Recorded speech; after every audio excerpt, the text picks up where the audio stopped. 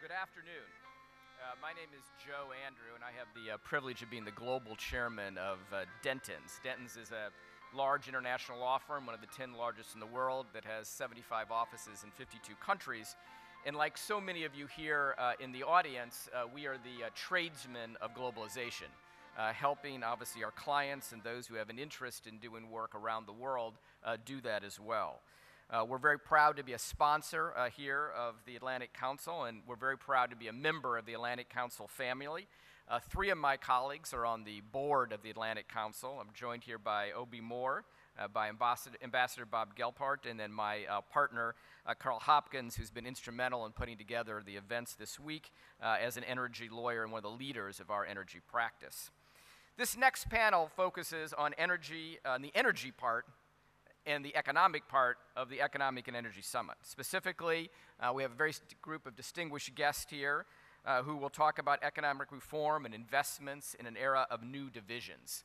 Let me place a little bit of a framework around that conversation, a few facts for all of us to react to, and then pose some of the questions that I know our panel will address, and for all of us to contemplate as we deal with new divisions across Europe and new divisions across the globe.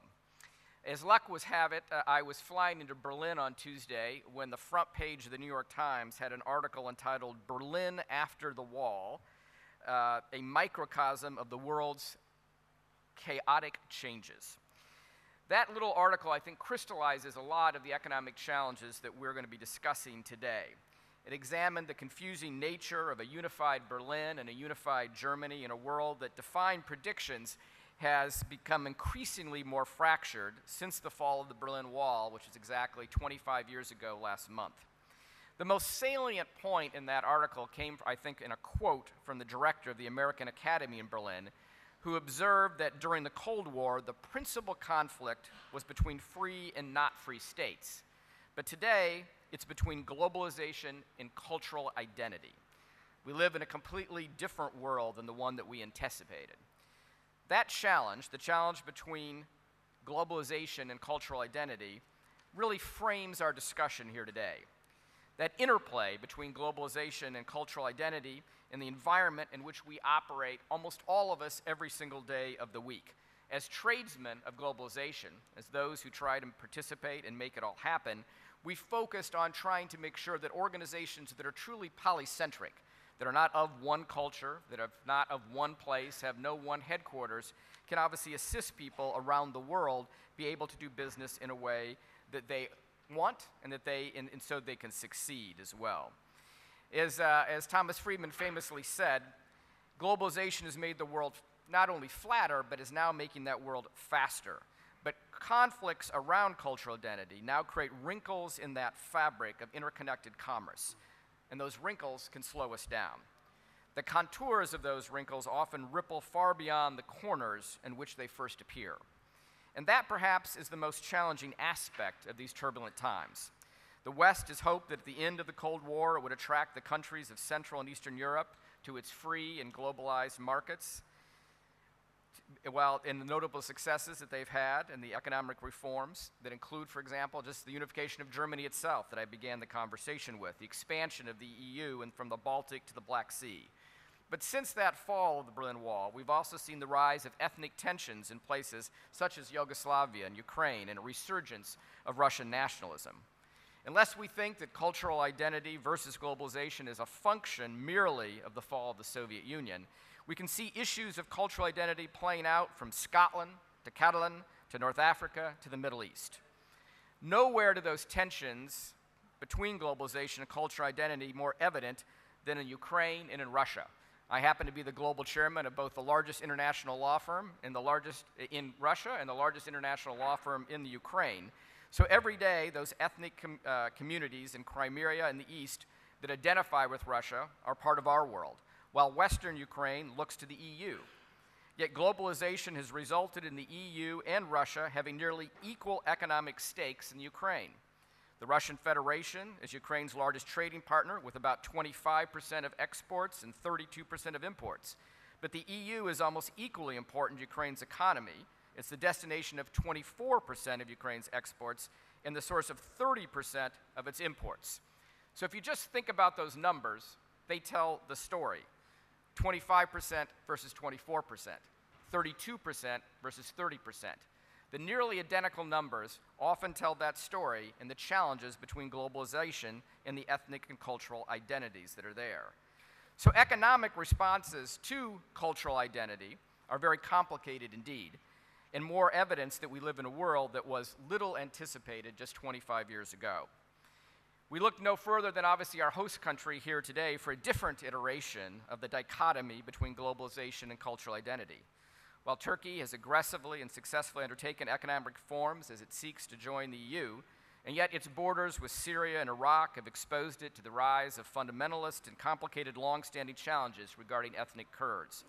And with the EU receiving 40% of its crude oil from the Middle East and North Africa, we can anticipate that a widening of the conflict in this region will result in more wrinkles that trouble that globalized world. Therefore, in this challenge between globalization and cultural identity, there are key questions to address for all of us to contemplate. Will European policymakers continue to prioritize their economic and political agenda of expanding market access to border countries, risking Russian retaliation and escalation of sanctions and counter-sanctions that we've seen? In this context of economic recovery uncertainty, can Europe risk a serious deterioration in relations with Russia? Can Russian FDI outflows to Europe be replaced by what recently have been historically low American FDI outflows to Europe? What's the role of China, if any, in all of this? Can Europe continue to act in a uniform and given way, given the different impact that market expansion policy is having on different members? Can the internal politics of the EU make it less attractive than it's been? Will Europe undertake needed but risky economic reforms to put the bloc on a path of growth in the context of this geopolitical uncertainty? As the founder of modern Turkey said in a famous quote that I think has been cited recently a lot over the weekend, mankind is a single body, and each nation a part of that body. We must never say, what does it matter to me if some part of the world is ailing? If there is such an illness, we must concern ourselves with it as though we were having the illness. I hope that all of us in this room agree and would add that the result of globalization, this conflict between cultural identity and what we all try to achieve, is itself, no matter where it occurs, something that increasingly affects us all. We're all in the throes of that illness, and we must all be part of that cure. So please join me in welcoming this very impressive panel here in an interesting conversation, and thank you for all being here today.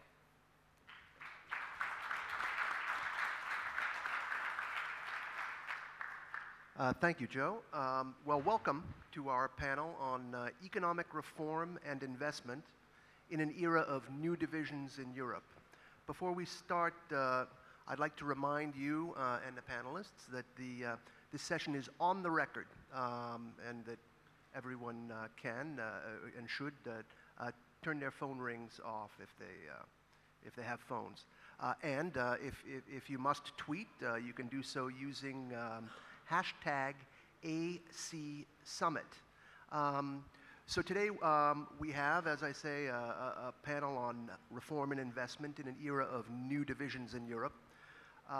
The question is what we mean by reform, what we mean by investment, and what we mean by new divisions. Rather, maybe arbitrarily, I'm going to say that I think that that most of the new divisions in Europe have their proximate cause in the financial meltdown of 2007 and 2008. That created an economic situation that pitted the austerity policies of some countries against the stimulus policies of others. That created a dynamic in which the vision of public investment often competed against the vision of private investment. You suddenly had differing interests among trade deficit and trade surplus countries. That created a crisis in the Eurozone, and that has fed into tensions between populists and technocrats. And into the middle of all of this have come certain world events, such as the Russian takeover of Crimea. There's a lot going on now. There are a lot of ways to show how this new Europe is divided. We have three men, each of them very distinguished in his own way, on the panel today.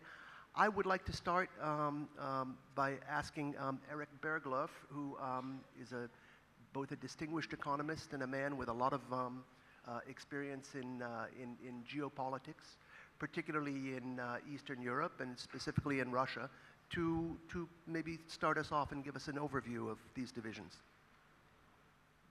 Thank you, Chris. So I thought for once that I would take the title of this session seriously. So I will talk a little bit about economic reform, and I will talk a little bit about investments and about new divisions in Europe. And these new divisions go straight through emerging Europe. We've just been celebrating 25 years of, since the fall of the wall, since the end of the Cold War, and this remarkable transformation that took place in emerging Europe. And during this period, we have taken for granted the existence of a peace dividend. The lower defense expenditures, more normalized trade and investment have helped us through the initial transitional recessions in the 90s, the Russia crisis, another crisis. In the global financial crisis, the fact that countries could spend maybe 1 or 2% less on defense helped a lot to bring countries through that very difficult period and come out with stronger fiscal balance sheets. But now, this peace dividend has turned into a geopolitical tax. It's maybe not at the levels yet at those of during the Cold War, but they're still very real. Russia is now spending at least 5% of its GDP on defense, and Ukraine has just announced that by 2020 it wants to double its defense expenditures to something between 4 and 5%. All the members of NATO that have been sort of free riding in Eastern Europe, they are now one after the other committing to go above the 2% minimum level. So we see it also in trade and investment flows, of course most directly through sanctions, but we see also diversion of investment and trade happening, and it's a diversion that is affecting individuals, affecting specific companies, industries, affecting countries. And this is truly a very different world where different kind of uncertainty, different rules of the game, and that's what we have to get used to. But this geopolitical tax also takes the form of increased redundancies in systems. So countries are now trying to create parallel systems. So Russia is trying to build this parallel payment system to not be so vulnerable to deeper sanctions. But maybe most of all, we see these kind of redundancies in the energy sector. Of course, energy sector has always been very much in the minds of policymakers, and I'm sure Gordon can say something about that in a Hungarian perspective, but now more than ever, this is on the minds of policymakers. And of course, the most immediate response is to diversify your suppliers, but the problem is that all these national responses are very suboptimal. What you really need is action at the regional level and, of course, ultimately, perhaps at the global level, but you need to, for energy security to really be effective, you need to work with others. You need to create more interconnected energy systems. You need to have rules that makes this efficient. And we're going to need huge investments, and you know these numbers that IEA comes up with, something like 2,000 billion in the next 20 years in energy investment, and about 2/3 of that will have to be in different emerging markets. And the problem, of course, to get those investments done is not so much, I would argue, it's not about financing. And this is certainly the experience we have at EBRD, that the financing is not the main problem. The problem is are the risk levels and the lack of absorption capacity, the problems of getting projects properly prepared. These are the challenges that we see. But probably the largest risk factor is the policy risk. And this is not only in emerging economies, this is also increasingly advanced economies. So in order to get these kind of investments going, you need to have some certainty about what are going to be the rules of the game.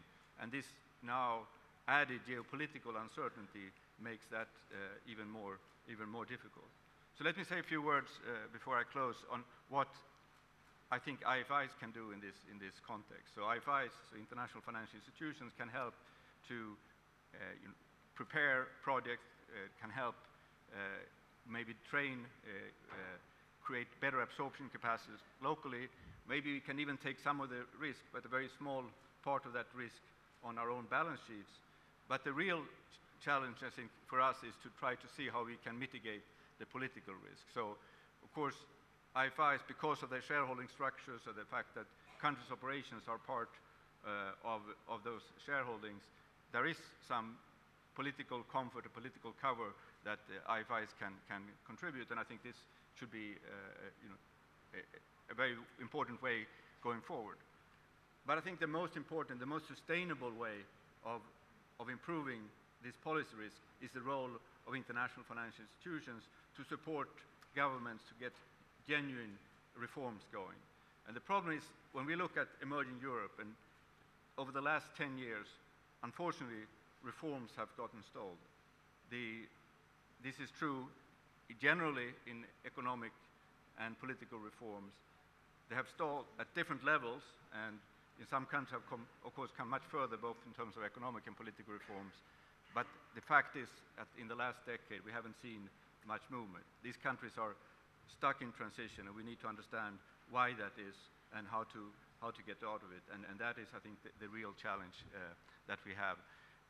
I think here the geopolitical situation and to some extent also the global financial crisis created a new momentum, because it became clear that the global financial crisis required some fundamental changes in the financial system, in creating more viable domestic financial systems. But the geopolitical situation now creates a new momentum, a new pressure, and we see it all over emerging Europe to find, particularly in the energy area, new reforms and getting reforms going again. So that, I think, is my basic message. If reforms have stalled, we need to find new ways. Maybe this geopolitical situation can encourage more reforms at the national level, but also, very importantly, reforms at the regional level. Well, thank you very much.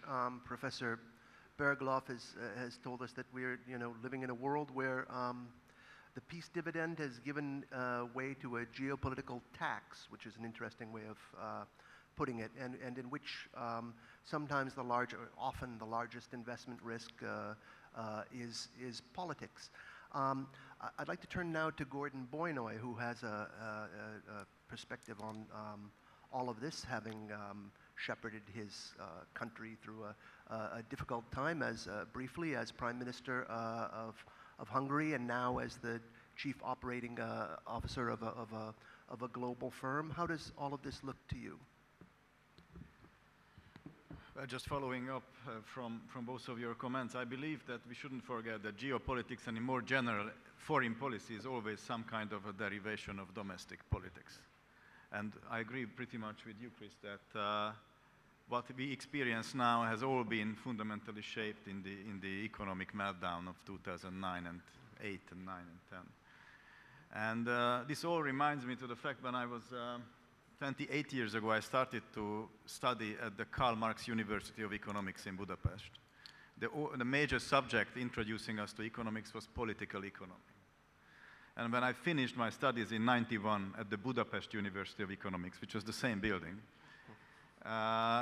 we already only learned economic policy, but not political economy. And I thought that for the rest of my life, I can spare political economy.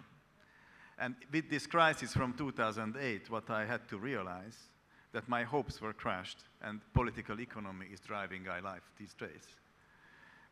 So those who are sort of frequent readers of history books should not be surprised what is happening in our region, a broader region and in the developed world. I think the economic policies are now largely driven by the dynamics of the political consequences of this crisis. I think it was one of the Toynbees who wrote that revolutions are not made by those who are poor, but by those who get disappointed. And after the crisis, in the developed world, tens or probably hundreds of millions have slipped back from the recently achieved status of middle class to poor again. And their disenfranchisement, their disappointment is driving the political process. And like in the 1930s, every demand generates a supply. In politics, this is also true. So this disenfranchisement is generating a large supply of isms, different kinds of populisms. One ism is nationalism. If a politician is running out of sources to give social welfare to its people, then it can still revert to identity politics, nationalism. I think that's to a degree what is happening in Russia.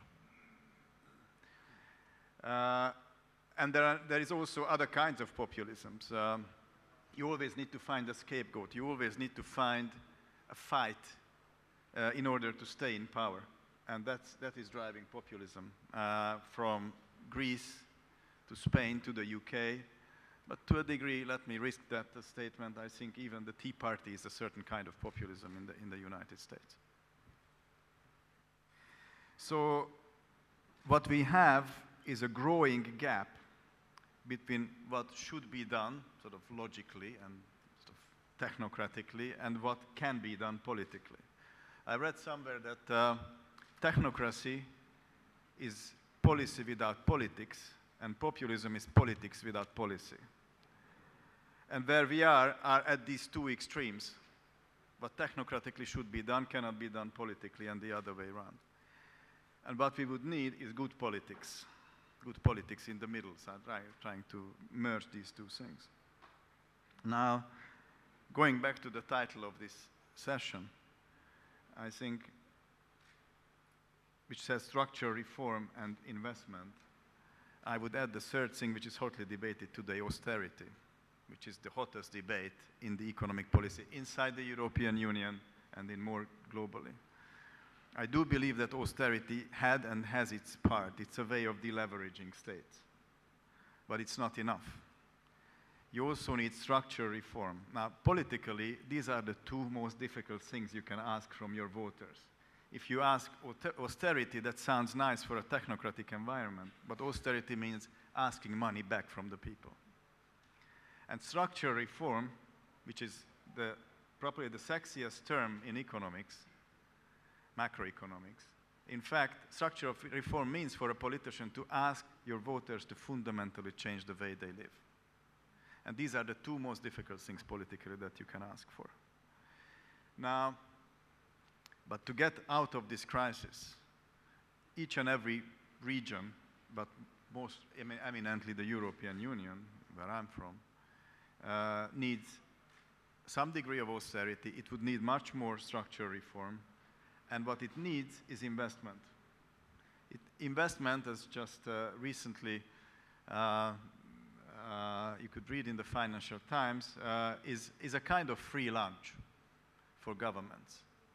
Investments, if it's financed not from public funds, that could be a generator of growth. It's politically popular, unlike structural reform and austerity. Investment into public goods also, if it's done well, it can improve competitiveness. And despite this fact, it is not happening. It is hardly happening in the United States, and it is not happening in Europe. And many politicians say, yes, but there is no money. But that's not true. Based on a survey that we have recently seen, there is over 1,000 billion invested into public infrastructure today by investment funds, insurance companies, and pension funds. And the intention is to triple this amount in the next 5 years by them because they want to go there where the yield is.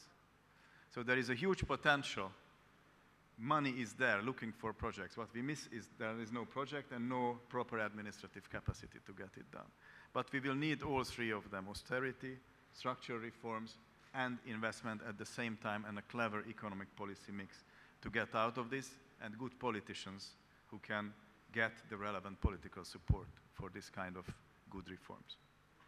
All right, that's, I have to say that describing structural reforms as a demand to fundamentally, that voters fundamentally change the way they live is one of the most forthright ways I've ever heard it described by a politician, and I give you credit for that. So the question comes up of whether, of how much structural reform is necessary, how much economic growth is possible. For that, we turn to Robert Hormats, who's been a banker, a teacher, a consultant, and recently U.S. Undersecretary for Economic Growth and Energy. The floor is yours. Well, thank you very much. First of all, it's a pleasure to be back here in Istanbul. I would like to comment first on the part of this question that relates to divisions, and then move from that to the question of investment, which are the two elements that I think we're going to be discussing for the next several minutes. What's very interesting about Europe in particular is that this is a continent that has known various divisions of various types for many, many centuries. And I could make the argument that the divisions that Europe faces today are in many ways less acute, although in some cases more complicated, than the divisions it has encountered before. You know, if you look at the history of Europe over centuries, this has been a continent where you've had various power blocks competing with other power blocks. A century ago, less than a century ago, intense rivalry between Germany and France, but many divisions have occurred. Of course, during the Cold War, there was an Iron Curtain between the two parts of Europe, which has been removed, although now we have a different set of tensions between some parts of Europe to the east and other parts of Europe to the west. But the more complicated divisions have also occurred in part since the financial crisis, where you've had major problems with Southern Europe really falling behind Northern Europe, encountering major problems of unemployment. And now you have, as was pointed out a few moments ago, a stalling of some of the reforms in Eastern and Central Europe, which had been moving ahead at a fairly rapid rate, now is in some cases stalled, in some cases actually moving backwards. And internally, you have today the rise of very intense populism, largely of the right, but also to a degree of the left. And we saw some of that manifest in the recent elections to the European Parliament.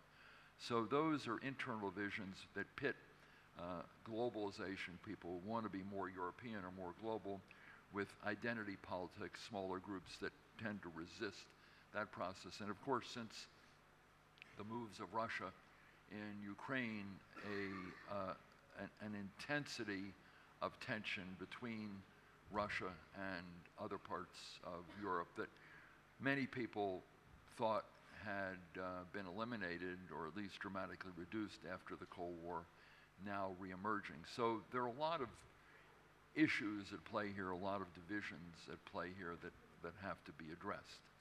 And I would simply make one geopolitical point and then turn to the reform process, the investment process, which I think is critical to the reform process. And that is, if one looks at the geopolitics of this, they should make all of us sitting in this room and in Washington and various capitals and various countries in Europe feel a greater sense of urgency about dealing with some of the kinds of divisions that I have mentioned in a more purposeful way. Because if you look at the motives, or at least one set of motives coming out of Moscow, it is to exacerbate divisions within Europe and divisions between Europe and the United States. It's to cause a weaker Ukraine, but also a more divided Europe. A more divided Europe is a lot easier for Russia to play one group off or one party off against another, or one country off, or groups of countries off against one another. That's something we need to bear in mind, both in our politics and in the way we deal with the economic issues. And therefore, I'll discuss the economic issues and why we need to focus on them and which ones are important. The days of dramatic macroeconomic reform are probably over. The kind of reforms that Ludwig Erhard pioneered after World War II, brilliant market-oriented reforms that led to the Wirtschaftswunder in Germany, and the very powerful reforms that Balcerowicz led in Poland at the end of the Cold War. Very dramatic and very successful. Now I think we're looking at a somewhat different set of reforms, but no less important, but you can call them micro as opposed to these grand macro reforms. There are many things that need to be done to enhance the investment climate, and government investment can play a role. There is, I totally agree, plenty of capital around. It's a question of creating the environment to deploy that capital in an effective way. So I think we're very much in agreement on that. And there are a few things that can be done. Some of them are being experimented with to a degree in Southern Europe as a result of the problems the countries in the region are having after the Euro crisis. And I'll just touch on them and we can discuss them perhaps a little bit more in detail. One of them is many countries have regulations which make it difficult to start companies, to licensing requirements, regulatory requirements, my own country included, by the way. And the main generators of growth throughout most of our economies are not so much big companies, but small companies. And in many parts of this region, the regulatory hurdles to starting a small company are quite high. And the length of time it takes can discourage people from doing it. Second is the efficiency of the legal systems. In many cases, the legal systems don't work very rapidly. That, in a sense, is a tax on business and makes the legal environment for starting and running a business much less clear. In other cases, it's very hard to get into professions. I would say in the United States, there are barriers as well. So people want to start companies, who want to become lawyers, who want to become engaged in various professions. There are lots of licensing barriers, regulatory barriers, things of that nature that have to be addressed, and they tend to discourage people from doing it.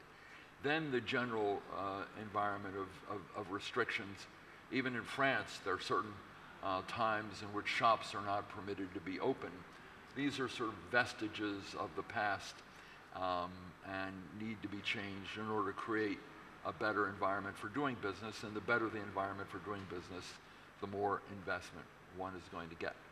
And the telecommunication systems, in many cases, there are barriers to entry into the telecommunications market. Now, the backbone of a modern economy is a modern system of communication, of transfer of information. In some cases, they're very strong monopolies. In some cases, those are government monopolies. In other cases, they're not government monopolies. They are large companies that have the blessing of the government, and it is harder for others to access them. That's very important to lower the cost of the transmission of information to make economies function more efficiently and effectively. None of these in themselves are dramatic, and these are certainly not the only reforms that are needed, but they're the kinds of things that are required to lower the cost and the time required to open a business and lower the regulatory barriers to conducting a business, to reduce barriers to entry into the services, and particularly to reduce barriers in the telecommunications field. These are the kinds of things that I think would be very useful for countries to look at. Throughout Italy, Portugal, Spain, and Greece, there's been a lot of work by the EU Commission to provide advice to governments to make changes in these areas. In some cases, those have achieved results. In other cases, the results have been materializing at a slower rate. I think in Eastern and Central Europe, there are similar kinds of barriers. Each country obviously has different problems and different issues and different sets of reforms, but these illustrate the point that somehow countries really need to look at the environment in which business operates and the environment that is required to induce a greater degree of investment. And I think this is sort of a starting point. They in themselves could be modest individually, but when you add them all up, they do create a much more dynamic business environment and therefore a more dynamic environment for the creation of jobs.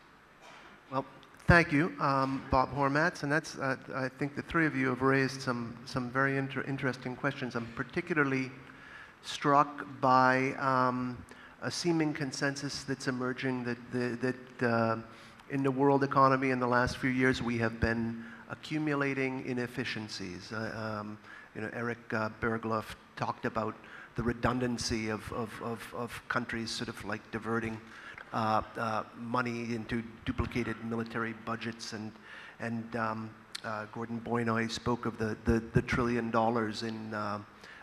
in investable infrastructure money that's not tapped, and Bob Hormats talked about the continuing presence of a lot of red tape, and even in fact of certain regulations that might have not have seemed a hindrance in previous generations, but which seem to hinder business now. That all leads me to wonder, whether there's the clash between technocracy and populism that we discussed earlier is really the fundamental one in our time. I think there's a lot that we could discuss, but we are approaching actually the end of the hour, and we're going to have to end promptly. So I'd like to open it up to the audience now and ask you for questions, if you'd like to ask anything of the panelists. The shorter the questions could be kept, the better, and you can direct a question to either all the panelists or one of them, but if the panelists could keep their responses short too, that'd be great. Yes, sir.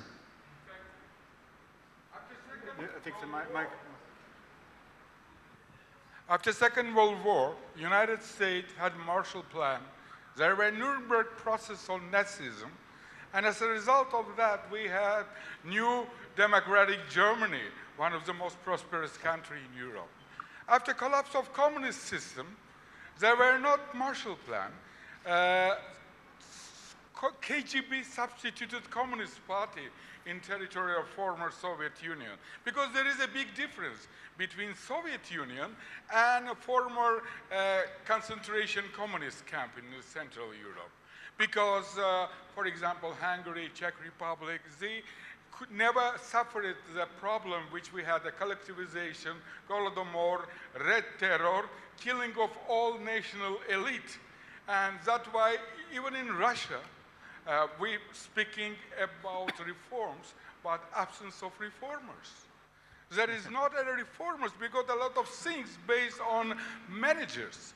There is no public managers, business managers enough to reform old Soviet system. That's why countries slowly, again, raising Stalin's portrait and moving toward Cold War and a new type of confrontation.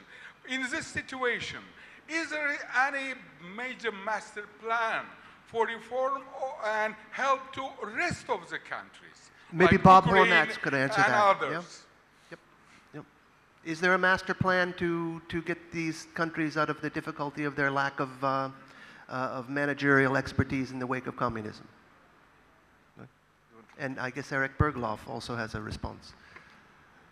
So I think the Marshall Plan is the wrong framework for thinking about these challenges. The Marshall Plan was about putting money into reconstruction of economies that had good institutions, good management, good reformers, as you say. This was not the challenge in Eastern Europe. And what has made some countries successful here are very much about what Gordon Bajnai was talking about. It's been, a successful political economy, a positive interaction between political reform and economic reform. And to achieve the kind of things that Bob Hormats was talking about, these changes in the business environment, that is something that you have to work on at the micro level, through political pressures, creating constituencies that have an interest in this. The problem in many of the countries that you alluded to, or to Russia, is that these constituencies are not strong enough compared to those that have an interest in stalled transition, in keeping markets uncompetitive, blocking entry, stopping transparency, not opening up information on lending and so between banks and related companies. And all those things are resisted by strong vested interests. So what we need is much more of a micro-thinking. We need the kind of reforms that Bob Hormats was talking about. Unfortunately, we not always have this political economy environment that can help make that happen. Can I add? I think that's totally correct, and you've put it very well. Let me just add one other point. The confusion about the Marshall Plan is that it was only about money. No. It was partly about money, and the United States provided a lot of money.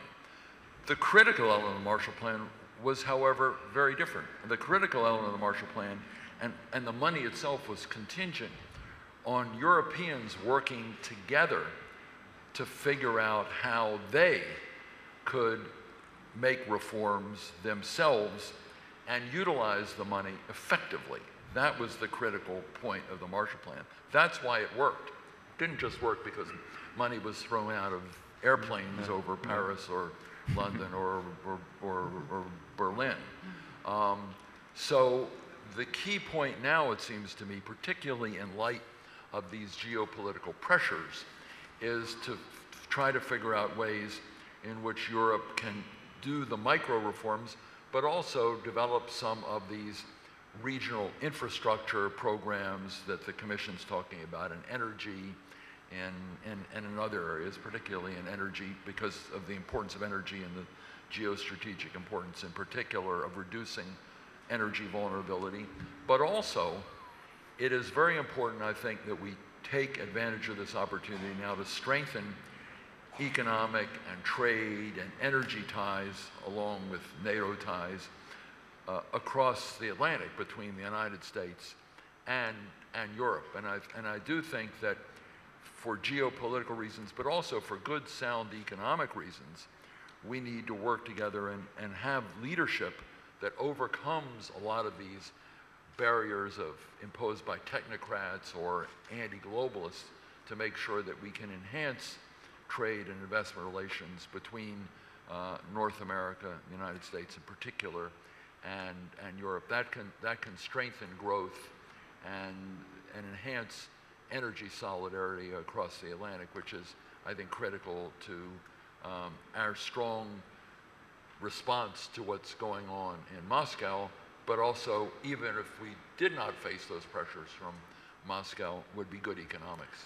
We have another question right here.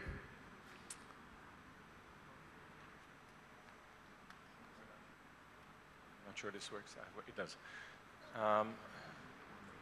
You talked about structural reforms, and you talked about red tape, and these are obviously very important. But indeed, when we talk about divisions, there is an even deeper running discussion in Europe, namely about the models and the philosophies. In 1990, when the changes in Eastern Europe took place, the model was quite clear.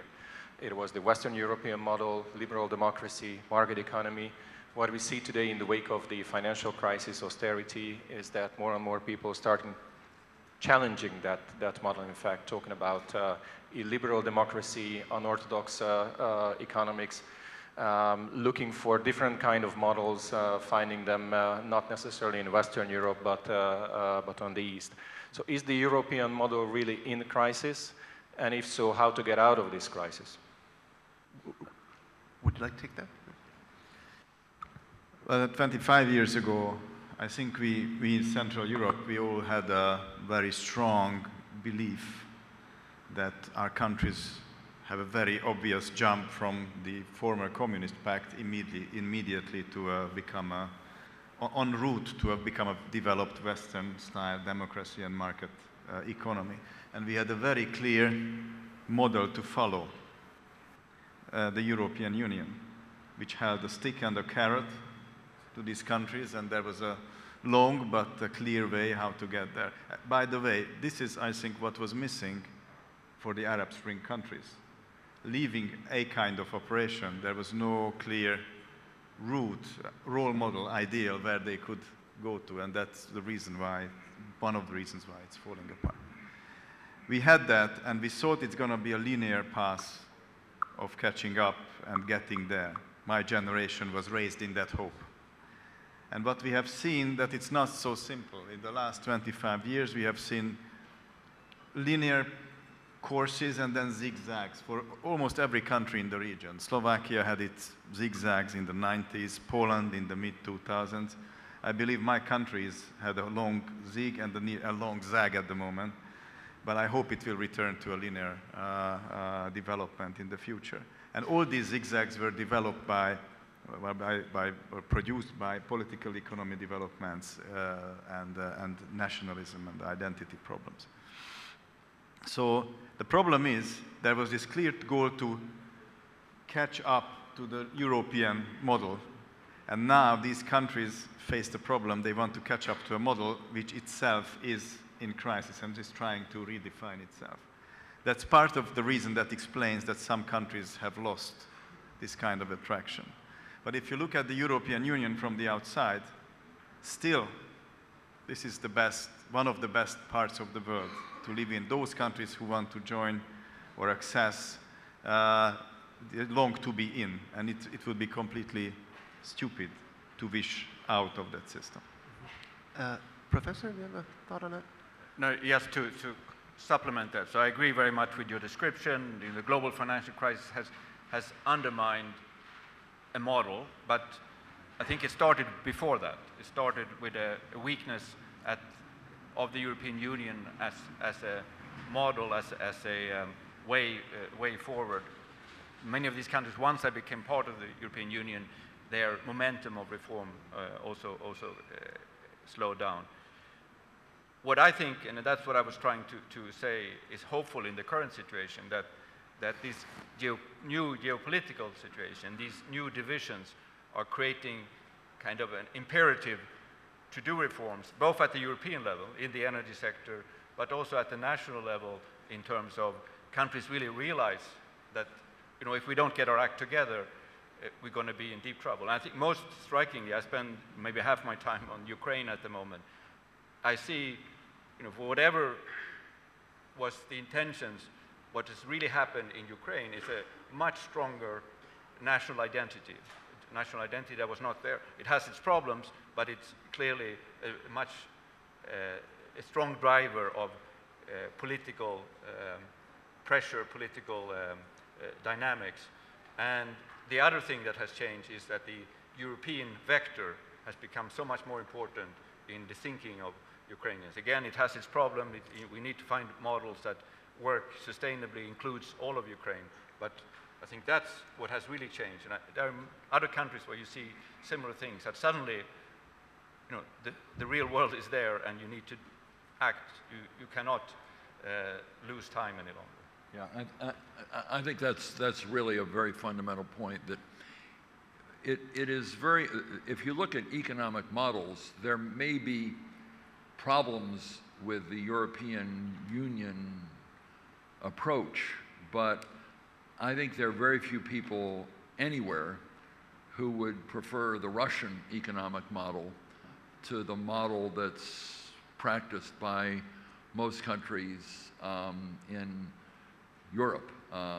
even though there are difficulties and financial problems with the euro, the Russian economic model is certainly not a model that anyone would consider remotely desirable. Look at the standards of living of the average Russian, health, longevity, you name it.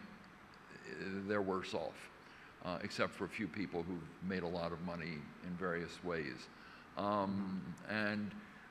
But I think it creates an imperative that we strengthen, that Europe strengthen the effectiveness of its model and make sure it can deliver benefits to the citizens of Europe. And that does require a lot of reform to make sure that stalled models, stalled performance becomes more dynamic.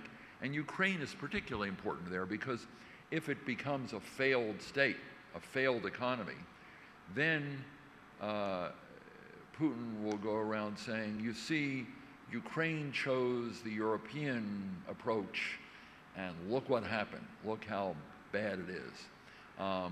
That won't be the reason Ukraine has a bad economy. There are a lot of Ukrainian reasons for this, but that will be the narrative that comes out of Moscow through very intense Russian propaganda machine, which operates full blast throughout. And he also will use it to try to convince other countries to sort of shift toward Russia, utilizing gas and oil and other levers as well. So the stakes in Ukraine are high from a geopolitical point of view. They're also quite high from an economic point of view. Well, so helping Ukraine to succeed, or at least to avoid becoming a deteriorating economy, is important to the Ukrainians, but also very important in terms of demonstrating that a more market-oriented model would work. Poland has been dramatically successful. If some of the lessons of Poland can be incorporated in, not in its entirety, because you don't have the kind of leadership in Ukraine that you had in Poland and have in Poland today, which is very impressive, but at least taking some of those demonstrably successful techniques and incorporating at least some of them in Ukraine could be very, very useful. Well, I feel like we're just getting started, but in fact, we're done. It's lunch is in 15 minutes. It's going to be next door in ballrooms 2 and 3, and we're going to have a presentation by Turkey's Deputy Prime Minister Ali Babacan on global economic recovery. Have we weathered the storm? So thank you very much.